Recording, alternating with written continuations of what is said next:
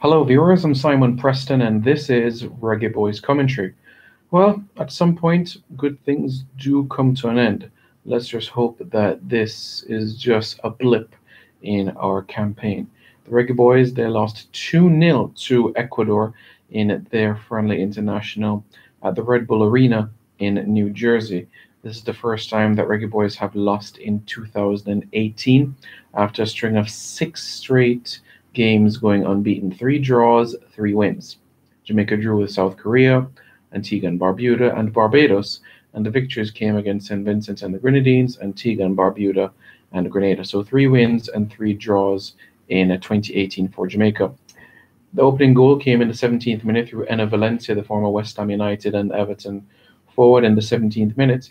And then 4 minutes into the second half, so that's in minute 49, Renato Ibarra got the second goal for Ecuador to double their lead. Ibarra, who was recently at Vitesse in the Eredivisie in the Netherlands, he's now playing his football with Club America now in Mexico. And that was his first international goal for Ecuador in his 44th cap for the team for the 27-year-old winger. So, the Reggae Boys losing their first match. The first half, it was a display of promise in patches. You saw Peter Lee Vassell and Owain Gordon. They were bright sparks for the Jamaica, and they really gave the team an impetus moving forward, and we created quite a number of set-piece opportunities. When there was a handball on Ricardo Thomas and the Ecuadorian team got into the game, then you could say it sort of deflated the Jamaicans. Chances came, but we were not clinical. So it's a learning experience for us, and hopefully we can put this to bed, because in less than 48 hours from now, Jamaica will be taking on the Cayman Islands in the CONCACAF League of Nations, the first game at the National Stadium. Keem G says, I hope they see local isn't good enough. Well, to be fair, Keem G, local players will form core part of our plans moving forward. We just need to ensure that the local players are being selected. It is the cream of the crop, you could say. And at the end of the day, the cream will rise to the top. So we can know which of the best local players that we can select part of our national team moving forward, and we can integrate them into future events. The CONCACAF League of Nations, we have the Cayman Islands in September. October, we have friendlies against Cuba on October 2nd and October 5th. And then after that, Jamaica is going to play Bonaire on October 14th in Curacao. Why in Curacao? Because Bonaire's facility was ruined because of the hurricanes last year. So we're going to play that game over in Curacao. In November, Jamaica plays Suriname at home. And in March 2019, Jamaica plays El Salvador in El Salvador. So that is something that we're going to have to look forward to. Javon Watson, there's been some mixed reviews about his performance as well, regarding his style of play and all of that sort of situation. As a result, Michael Hector, back in national colours, he got a yellow card in this game. Quite aggressive. It's good to see him back in national colours. I do think that he is a defender that can make an impact. We know that he may have one lapse in concentration in him, but at the same time, I think that he's a player that moving forward can be an outstanding part of our pool of players. Amal Knight, thankful that he got another stint in a net for the Reggae Boys, and it's going to be a matter of time before he'll be our number one as well. Now it's time for Andre Blake and Amal Knight. He'll get his opportunity soon. Ecuador, they were faster, a little bit more physical than the Jamaicans, and their intent was much clearer than what we're trying to do. So these are some areas that we're going to have to work on moving forward.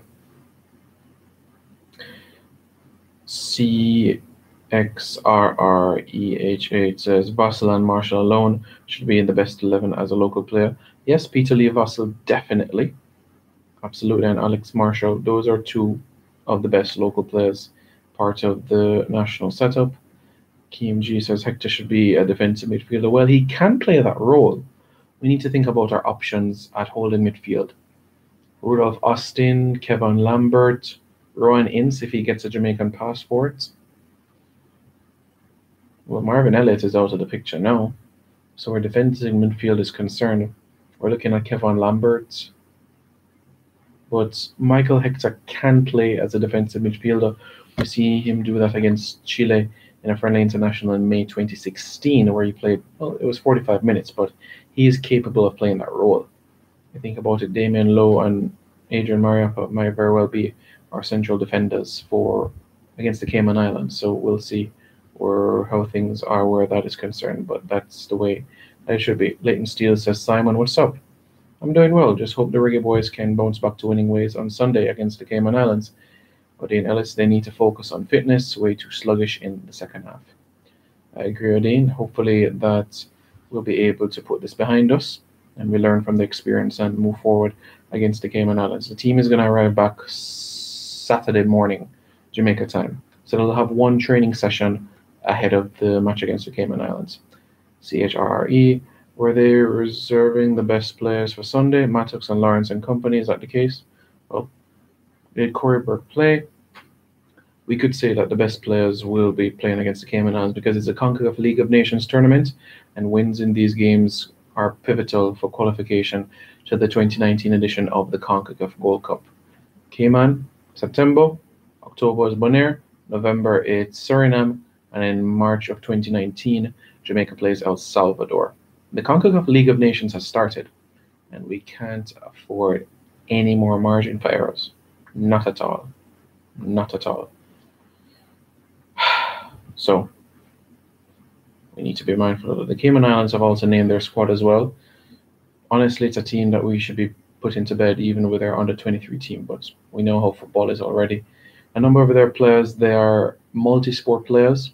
So the captain of the Cayman Islands football team is Ramon Sealy, and he's also a player for their cricket team, a wicketkeeper, and also their goalkeeper as well. Pretty decent batsman as well, and was even part of some trials in 2015-16 to get into an ICC Americas squad in 2016. So he is athletic, but a number of the players, like you have some individuals that play squash, for an example, or beach volleyball. So a number of multi-sport players in the Cayman Islands national team, so not fully professional. It's really a team that we should be putting to bed. And I'm expecting Jamaica to at least score 3 goals in the game. So I'm hoping that we can do that and that this crowd will certainly be out in numbers. Keem G, Watson is old. Watson is born September 1983, so that would make him 35. It's time for us to play and plan towards the future and leave Morgan and Watson and look for other younger players. I do believe in the concept of adding younger players to the squad, but I wouldn't say just drop Watson completely. I still think he has a use and a value to this team. Even though he may not be a starter, he can be a good squad player. If you give him a last half an hour, second half of a game, just for that energy side of things. So I wouldn't say it's time to call it a day for Watson, but I would say that he wouldn't be a starter for me every single game. Any word on Leon Bailey? Well, the same word that we hear all the time. He's not committing his international future as yet. He's focusing on club football, and that's exactly what he's doing.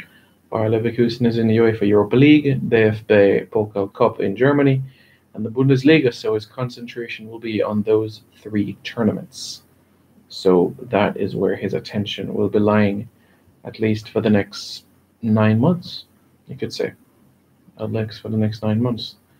For Leon Bailey, that is where things are going to be. But on the day, Ecuador, you could say we're a level or 2 above the Jamaican team.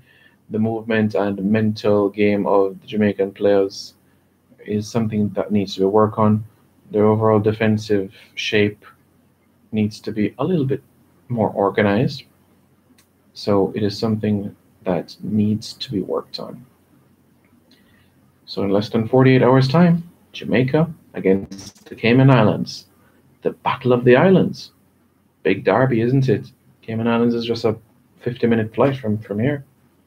And they're going to be coming with a vengeance. They haven't played a game in international football since 2015. They'll be hoping to put on something. We have to work. We have work to do, says Cody Two-Foot. So much work to do. No pressing, can't string passes, lack of execution in the final third, can't play out from the back, no off the ball movement. Leighton Steele, who is number 6. I've never seen a left back play such a poor game in my life. Ricardo Thomas is number 6 that played this evening. Cody Two-Foot,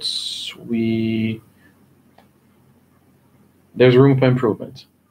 Let's put it this way, and we'll leave it on this note. Rome was not built in a day.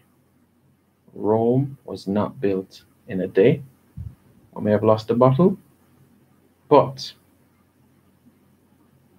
we will win the war. Where's that? The CONCACAF League of Nations game against the Cayman Islands on Sunday. Yes, we're going to get the victory. I have confidence in that. Absolutely. So that's it for Rugged Boys Commentary. Thank you very much, guys, for tuning into this video. Really appreciate it. So keep you guys abreast.